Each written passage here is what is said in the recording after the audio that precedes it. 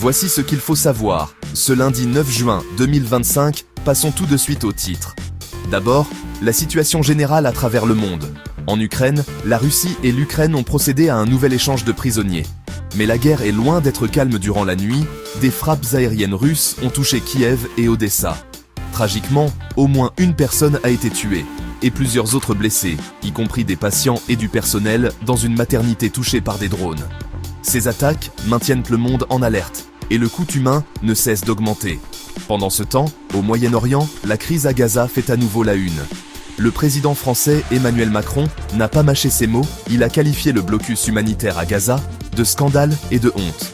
Macron appelle à un cessez-le-feu et exige la libération des otages, ajoutant à la pression croissante pour une action de toutes parts. En parlant de tensions internationales, le secrétaire général de l'OTAN tire la sonnette d'alarme.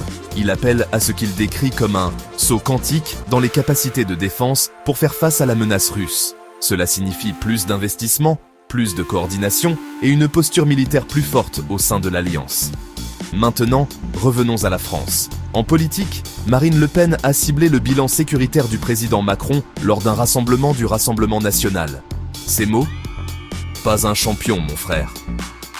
C'est une pique à serrer, et cela donne le ton alors que les débats politiques s'intensifient dans tout le pays.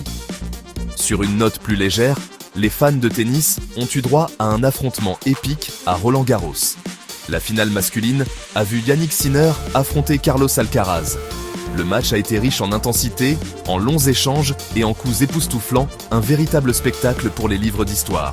Et avant de partir, parlons un peu de technologie. YouTube s'est associé à Nintendo pour accélérer l'intégration de son application sur la nouvelle console Switch 2. Cette initiative renforce les capacités multimédia de la plateforme et ouvre un tout nouveau monde pour les joueurs et les streamers. Voilà l'aperçu du 9 juin 2025.